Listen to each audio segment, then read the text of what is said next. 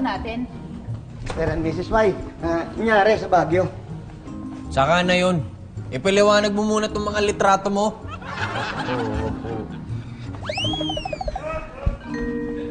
Paliwanag mo.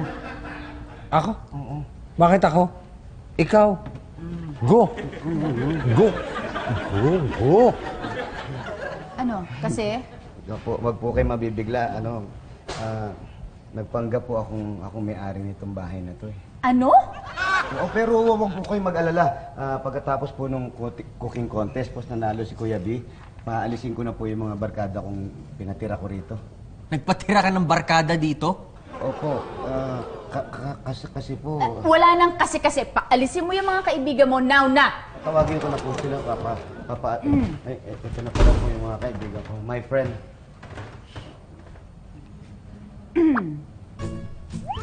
Hi. Kayo ba mga friends ni Mael?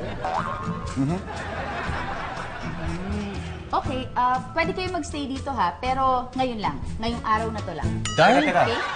Bakit kayong nagbibigay ng permiso?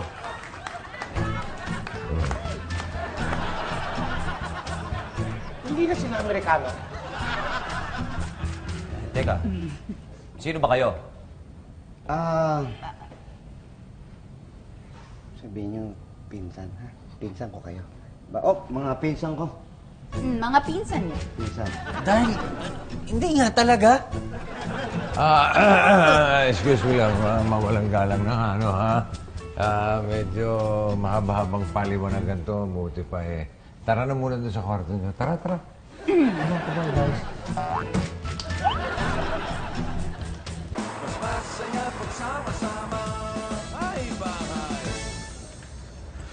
Mahal ko yung mga kasama ko dito sa bahay.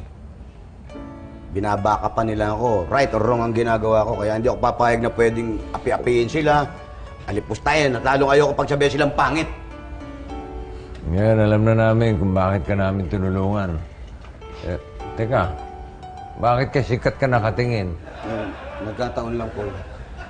Pero, magsasabi na ako ng totoo. Hindi akin ang bahay na to. Nangungupahan lang kami ni Kuya B.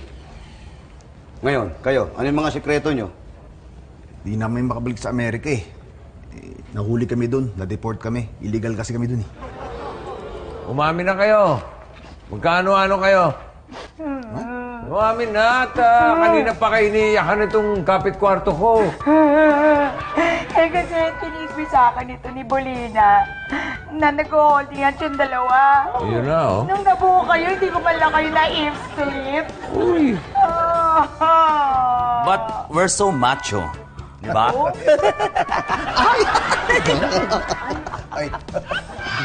Moral of the story is, Mael? Huwag magkunwari. Hmm. Kung ano ka, yun ka.